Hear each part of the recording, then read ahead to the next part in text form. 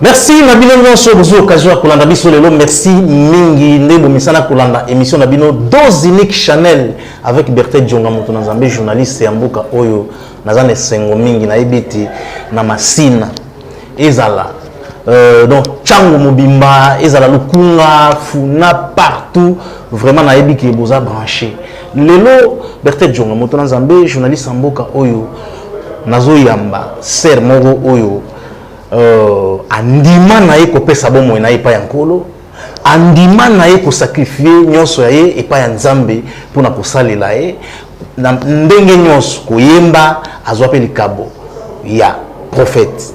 Alors lokola za prophétesse to sula nyonso me mama na likambo oya lelo ezali concert oyo sœur Nathalie Muluba aza kobongisa kuna na showbiz ekoyinda makasi pour babengisi ba artiste ya minene lisusu lokola ye ebele oyo nayebi ke vraiment batu nyonso bakozala jour wana bakozala décider. Alors lokola tuzape na sœur Nathalie Muluba na plateau. Merci na Chobinzonga, merci na Manix na ndenge musala ezosalema kitoko na baloki et pas invité nanga oya lelo mbote sœur Nathalie mbote papa nazane sengo ya koyamba yo pour la première fois na émission Dose Unique Chanel. Merci beaucoup. Voilà, sœur Nathalie, vous pouvez se présenter yomoko on est na lobby bo monto so ba vous présenter enso ndambo toyoki nyonso te. Vous pouvez kolobani na bat nyonso bazolanda. Na pesiba na Nzambe nyonso mbote ebele et na remercier Kolo Yesu oyo ameninga nisika oyo. Et merci aussi à vous pour nous inviter na plateau. Vraiment, on a commis Nzambe, na sœur Nathalie Muluba, prophétesse Nathalie Muluba, Nzambe pesinga likabo ya prophétie. Et vraiment, Aza toujours marché nanga elongo comme à lobby o Aza fidèle à marché na ye, na fidélité na ye. Donc ngana ye awa dès qu'on a bino sœur Nabino aza awa sœur Nathalie Muluba. Donc sœur Nathalie a dit na mikili États-Unis. Mais le ko la mi pesa na nkolo aye pour abanda nyonso na Yesu na concert ya munene o ezali ko bongisa ma le 9 ezandenge nini ma concert an. Bon concert ils ont marché bien en organisation nyonso Nzambe azo sunga biso ils ont marché très bien. À la grâce de Dieu, même si le combat est Nzambe kolo, alors on s'allait les cas vraiment malade au début que mon colonel a célébrer comme on a Jésus Christ au Israël kola ba kombo nyonso. Donc nazo invité ba Nzambe nyonso le 9 mai na showbiz à partir à 15h boya ebele et concert est gratuit. Donc c'est ça. En tout cas concert est gratuit na showbiz. Nga nazo loba ke iko inda makasi po na ebi show ya sœur oyo na yebi mbongo ya sœur oyo donc penza mbasa la raye na makabo oyo ya pesa ye. Amen. Alors sœur Nathalie Muluba bato belé ba moni sœur Nathalie abimi lelo kaka boye Berthe Djonga moto na Nzambe ayambi sœur Nathalie abandi musique wapi. Merci pour la montuna. Sœur Nathalie a bandi musique banda non loba ezaki déjà katinanga Nzambe déjà tant aux ana kati libumu ndenga a loba na prophète Jérémie na yeba yo banda libumu ya maman et puis na tia yo prophète de nation.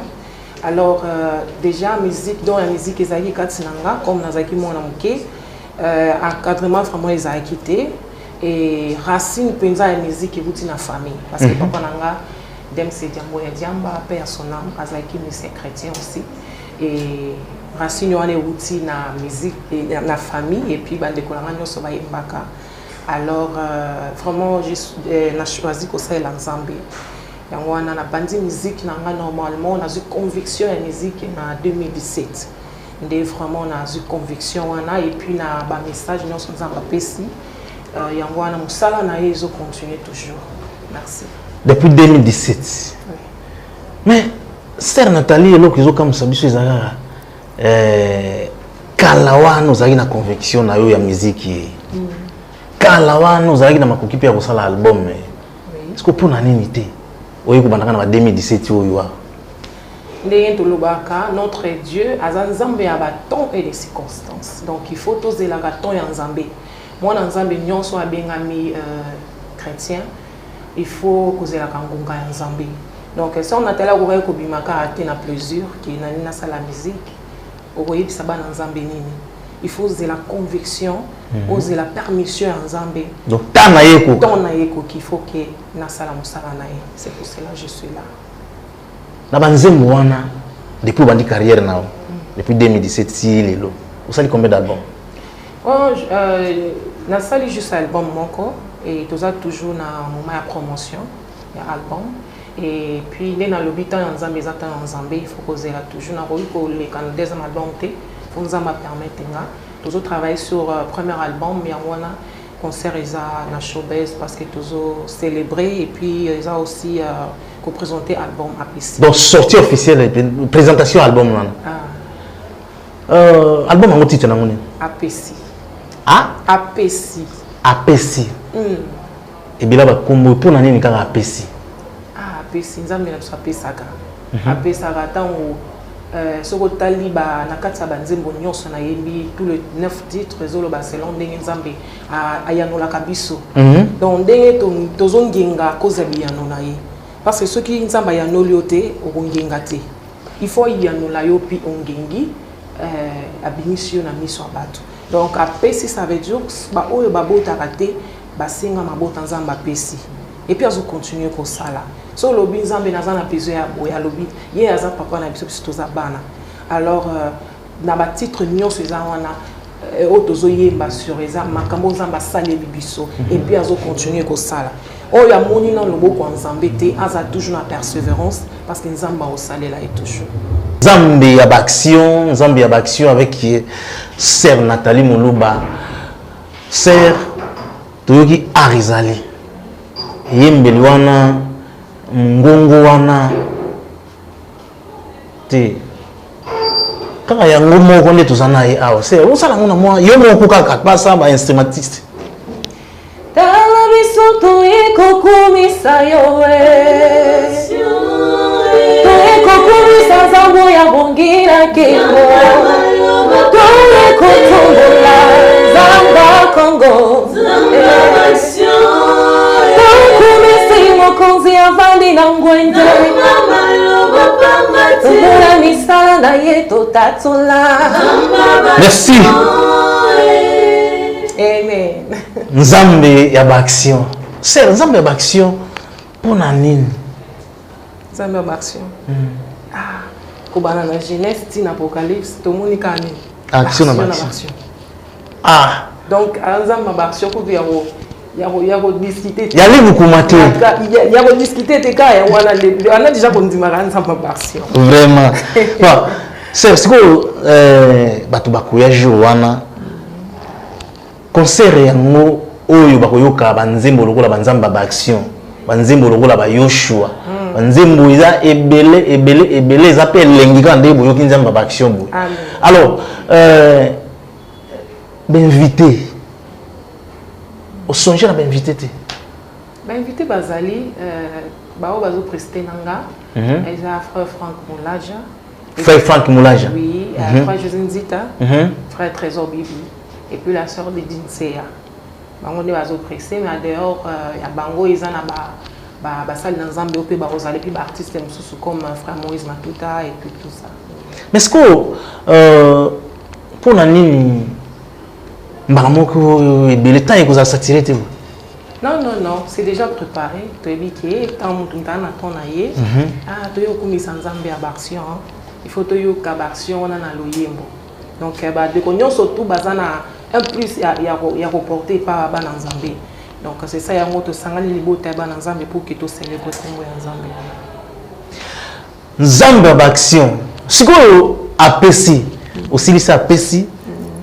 Ba frère wana nyo sosalaki bango ata mwa nini no to ya to imbata nzamba ba action yaka to imbata pona nini te net featuring oui bon featuring eza moto soki a sepeli a sali featuring et lui par la grâce de Dieu tout ça va featuring wana mais ça m'a permis ngana na yimba pour bino bayeba ngana ngamo bayokana ndenge sœur Nathalie azokunisa nzambe yimo ça pour na bongo te mais ça m'a permis que ça la ka bongo c'est ça voilà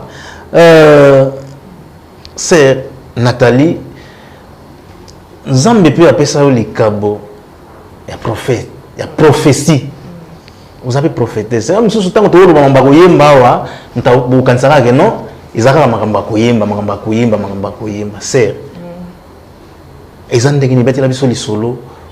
Comment vous avez dit que vous avez dit que vous avez déjà Moussali c'est une histoire. Tant que vous avez déjà oui, oui. Et tant que vous avez déjà prêché parole.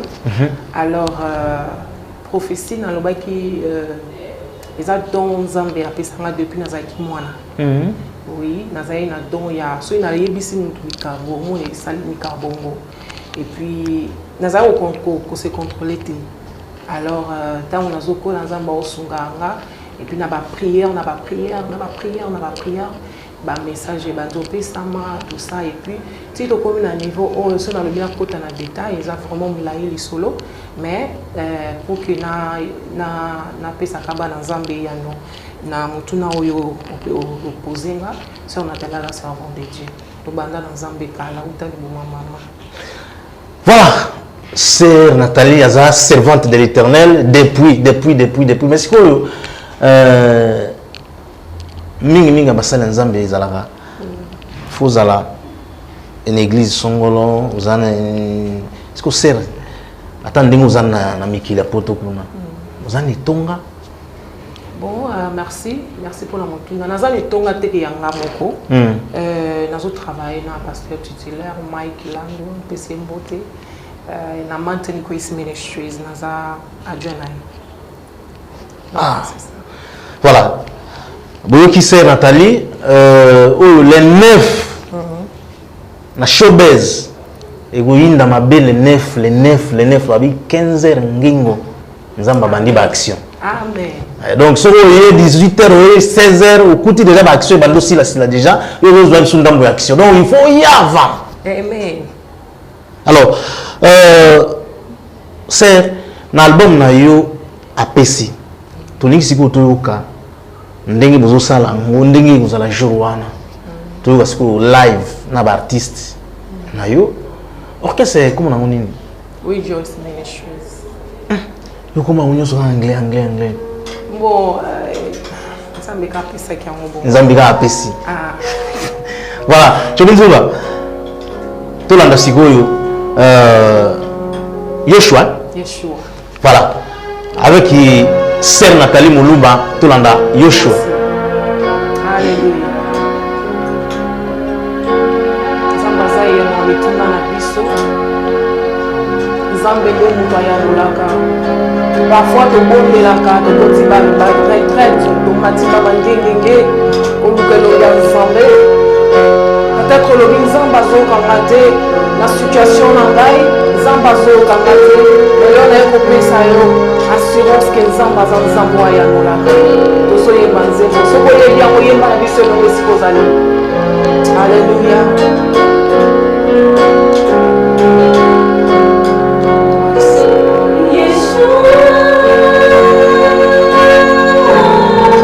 Alléluia. Ozamakasi Nzambe epanande totielelika. Alléluia, Jésus.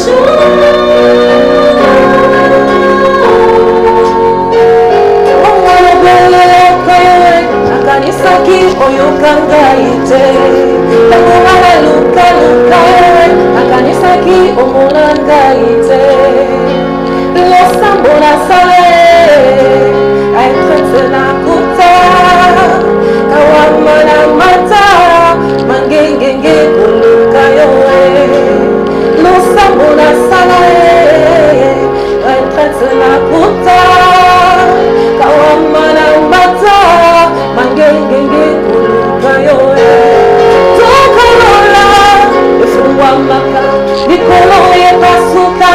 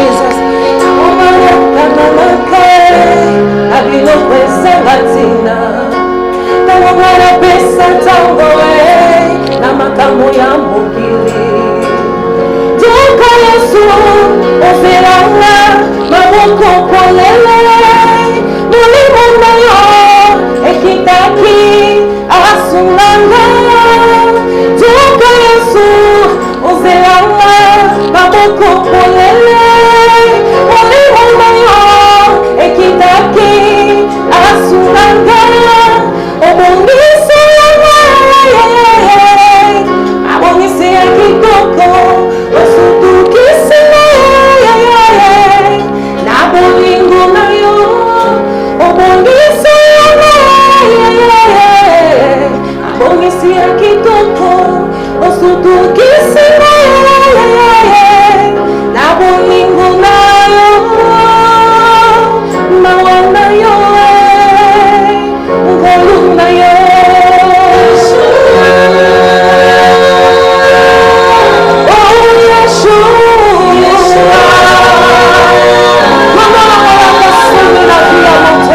Yeshua Mashiach, Elikaranga, makasi nangani, atamare ni Yesu, Rondo pesa kama makasi ya wewe.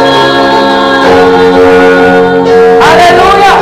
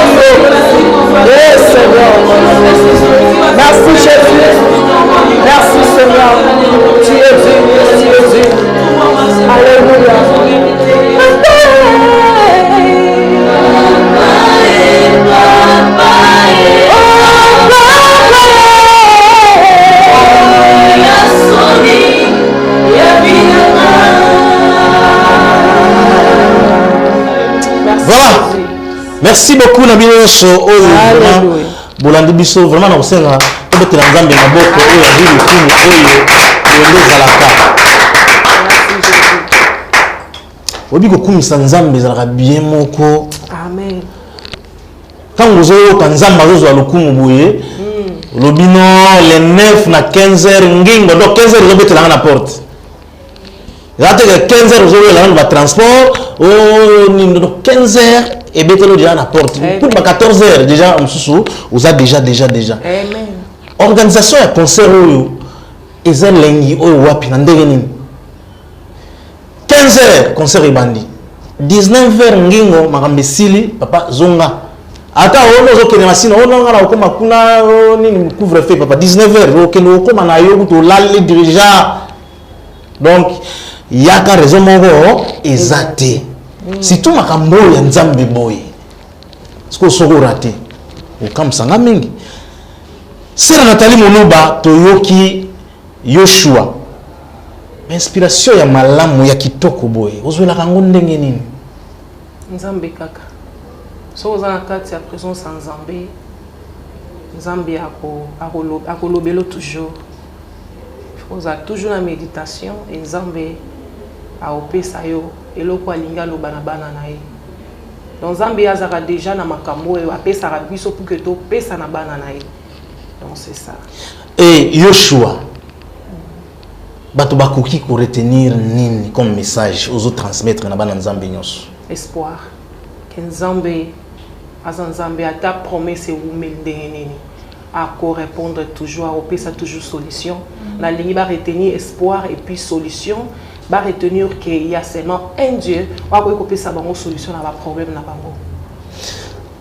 Merci beaucoup Sœur Nathalie, merci pour mon ndenge plateau do ezoyi na o sentir que mungongo o nzamba pesa ya rosaire lango nkolo yemoko. Amen. Donc ko soutenir concert oyo eza bien ko ya na concert oyo ngana zo mona kutu donc on dirait o tsenza menyongo obino nzambe na ocho nyongo na ndenge na ye na concert oyo nzamba ba action osala ba action na retour nanga. Amen. Alors Sœur Nathalie bato bakoya na concert message pas bango za nini message za boy ndenge bazoya ndenge bakoti bazonga même chose te donc bazoya bazata baza kozonga bazozonga na biyano bazozonga na solution. Oui, je crois au miracle et je crois que nzambe na biso il est capable ya osala makambo batu bazaye kutu ko kanisa te nzamba sali ba bia nzamba makambo minene. Donc tant bazoya na mukolo na concert prière na ngai ezake batu bazonga maboko pamba te po et le Bible ezolo ba biso ke mon kota e pa na ye tazonga maboko pamba. Donc ako remplir mutu nyonso kozala wana okozonga tana un plus na vie na yo soki yo te di famille na yo libota na yo bana na yo mobali na yo mwasi na yo. Donc c'est ça.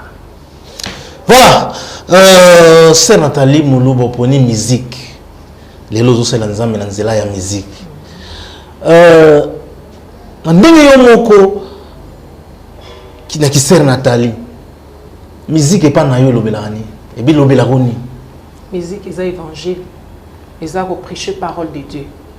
Donc par force n'angaité, plusieurs n'anga mon côté, mais ils ont par la volonté de Dieu. Donc il faut que ça là où ils ont volonté en Zambie, musique pour n'anga ils ont prêché parole, ils ont évangélisé na ban en Zambie. Ba oyo ba kutana na Christ te ba ye ba kutana à travers l'oyengo.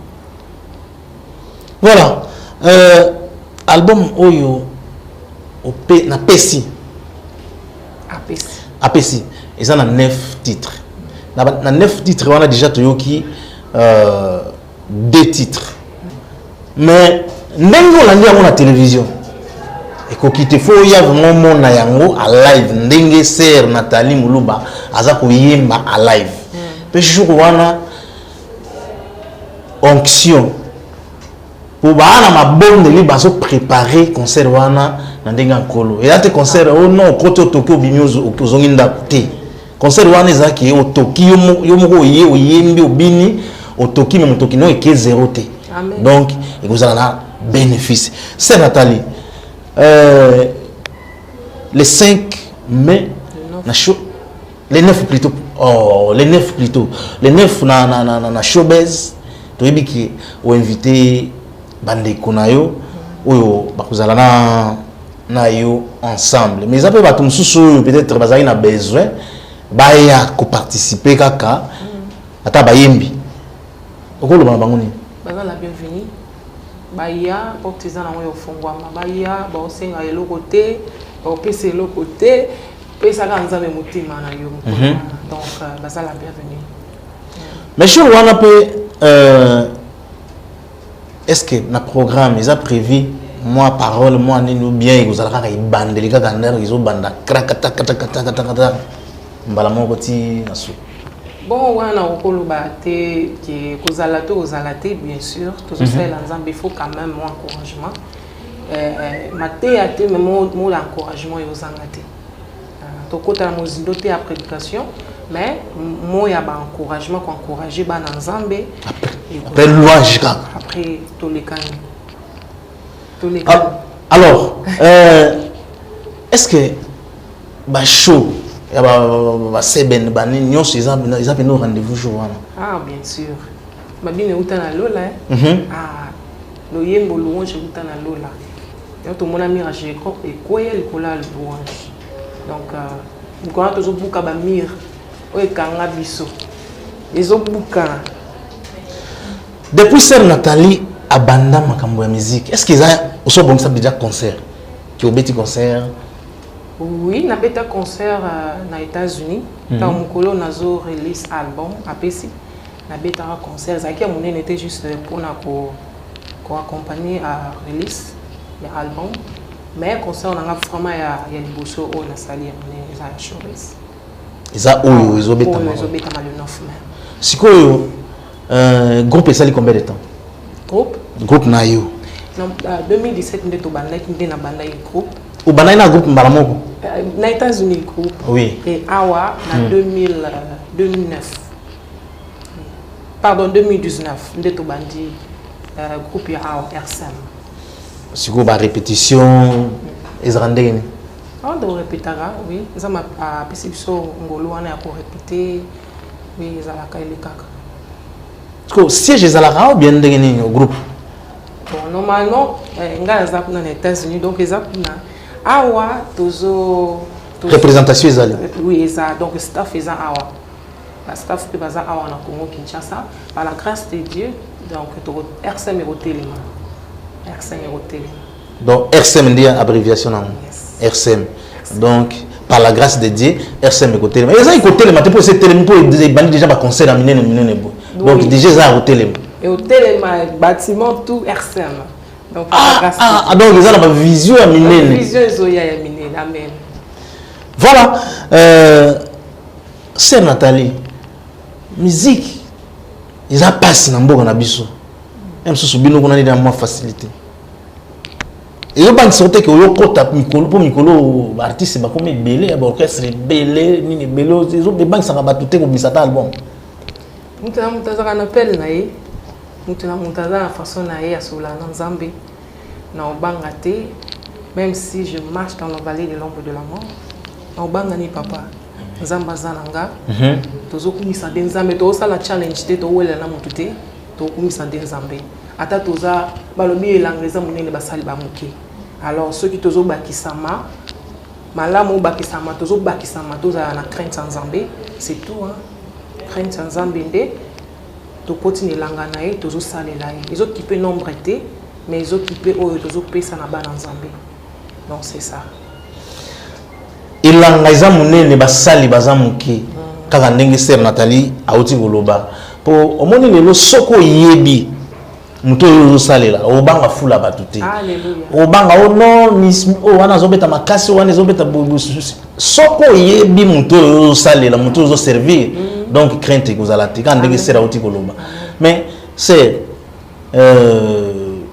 musique ba thème mingi ya lelo eza question na auto no po o biso ba téléspectateur ba tuna biso pour mona téléspectateur mususu akobenga yo atuni non mais ndenge nini musique ya mikolo yo on dirait moi différence na musique ya kala pour ba thème ya mikolo yo ekoma boy mais ya yo to ki eza bien est-ce qu'on peut savoir ce point de vue pour nani ba artiste mususu ba thème ekoma vraiment ebelate bon dès na lobaki mutu na mutu azana façon na ye azana peine na ye andinga communiquer na Nzambe et puis Nzambe a communiquer na mutu nyonso différemment to eza Nzambe linga ko inspirer na titre eza ndingo wana donc ceux qui Nzambe a inspiré ndeko mususu na titre mususu ngana ko yoloba te titre on est aboyé. Et puis apparemment il faut pas que juger, hein.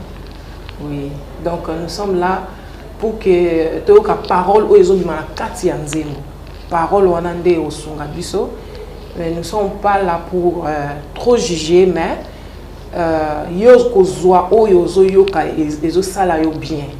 O yozo kotisa na présence sans Zambé, ndé yangwana yo kozwa. Donc c'est ça. Ils ont comme tapé sur conseil.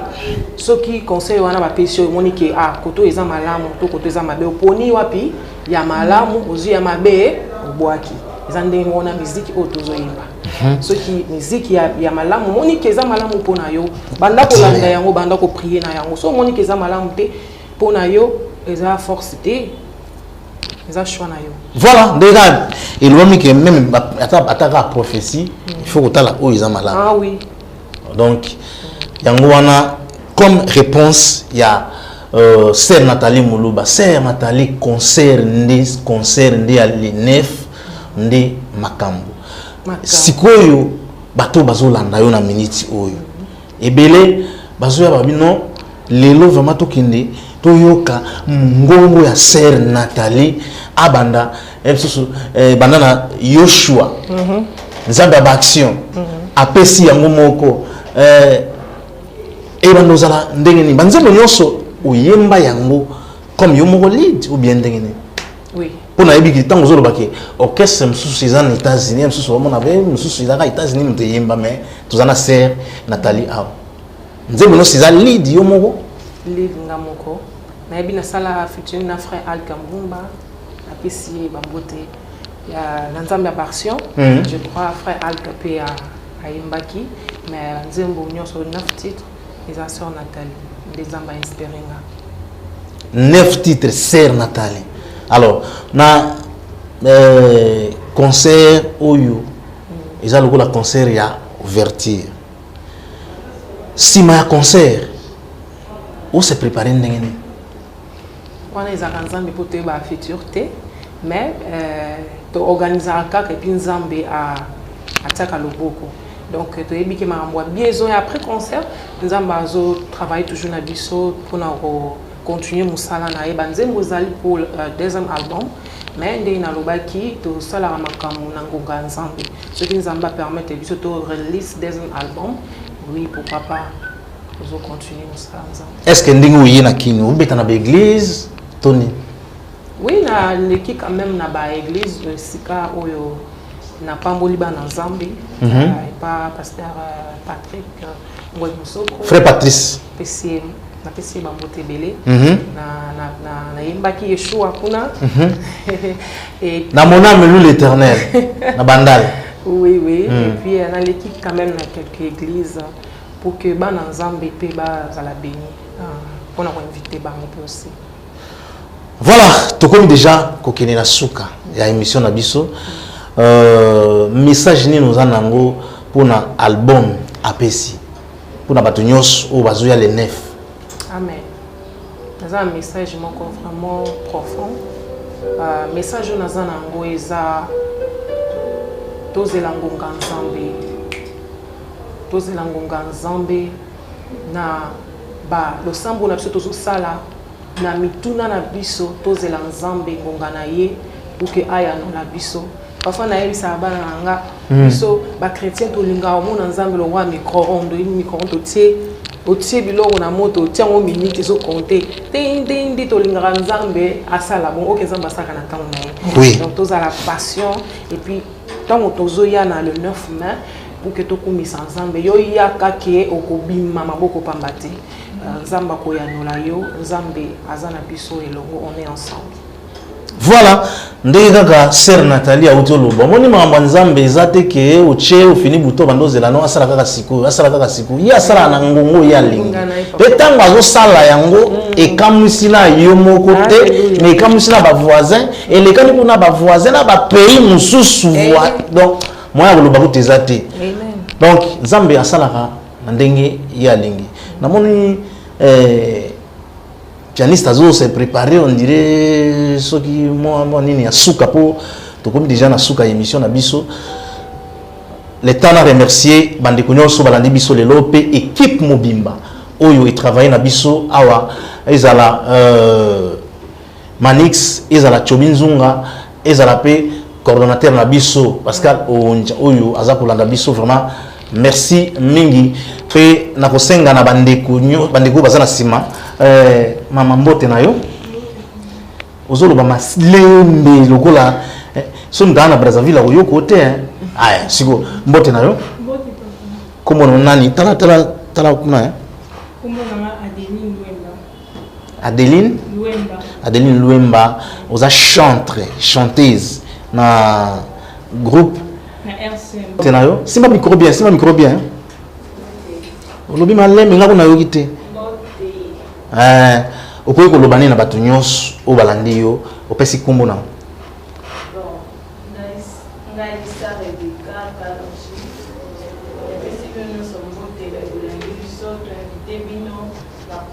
le 9 mai, vraiment venez nombreux, vous allez dessus, vous serez à live avec la sœur Nathalie Moulouba.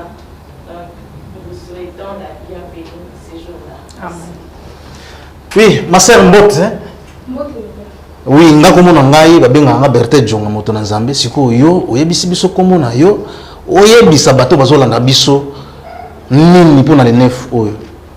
Komona nga sœur Sarah Ongalibu. Na bengi bisi bino nyonso partout. Aux à la commune mission sur le 9 dimanche à partir de 15h la showbiz. Vraiment entrée gratuite. Zambe ozala on a pour nous avec la cerveau de Dieu Nathalie Moulouba. Ça vient nous vous allez bien venir tous. Merci. Zone ça micro auto. Sérieux alobi pour na concert na lingo lo ba mom ki pour na concert où il y a le 9 oyo au bâtiment sur bazon zela pour le 9 dimanche. Donc il y a 15h on est até oh non biso église là c'est Syrie déjà 15h déjà ici là déjà donc prépare-toi dans l'église aussi là obimi mbala moko ko kende ko nanda kutsute ko leki mbala moko ti 15h ebetelo wana. Amen. Vraiment ceux qui zaki ngai ngena le matanda ku donc ata 10h ba 6h na ina vandi na na azaka erba Vraiment. Angela Nzamba yaki apesa ka bateau ba yaki avant apesa moni pa mbola kine siko ngano yesi mana kati Jamais. embouteillage comme beleta ka Ouais. Dimanche on a beaucoup de prières na biso za embouteillage là-bas. Nzambe yemo ba ozala roulage par excellence. Amen. Na ba Carrefour nyonso wana Nzamba ko lekisa les cabo au créer embouteillage.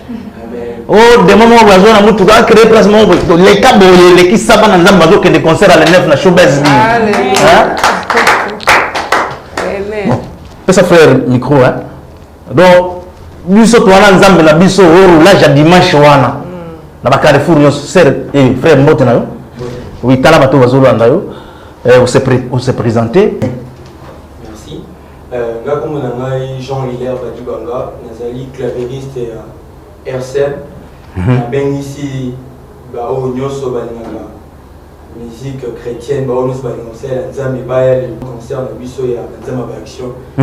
Et tous les maïs que au côté d'ailleurs déjà il faut la miracle pourquoi parce que Nzambe Action avant déjà qu'on va partir avec Banati au côté de la carte. Na bengi sino so boya famille mbima bali banga boya na bengi sino car vous ne serez jamais dessus parce que Nzambe biso Nzambe o azaba avec na chibete mako kisalo ni soti na suka. Alléluia. Vraiment merci beaucoup.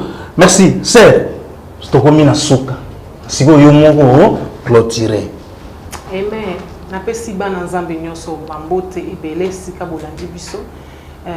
Nzambe apesa bino nyonso kimia ba oyo babungisa kimia na bango Nzambe a restaurer et Nzambe afungola ba porte na ba vie na bino nyonso ba bozolanda biso kumisa Nzambe aversion Nzambe maloba pambate et tozo clôturer na nzembo ya Yahweh juste un peu pour que aussi ça moment ensemble. Merci beaucoup na papa pour nous yamba biso. Ngako mo Berthe Jonga. Papa Berthe Jonga.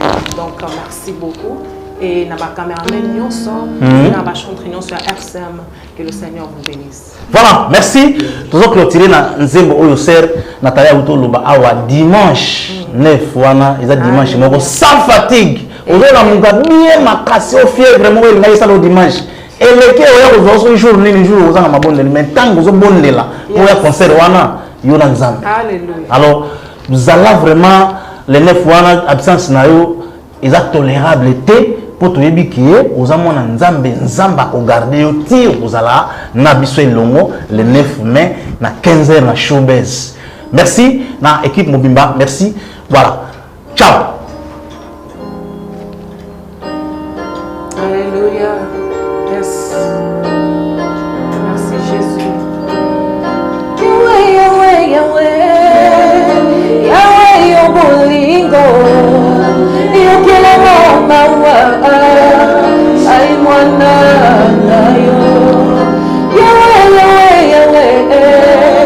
Yahweh, Yobolingo. Yokele mawa. Ay mwana na yo. Nakomi lokola. Prophète Jérémie. Remplace l'élégie. Ay mwana na yo.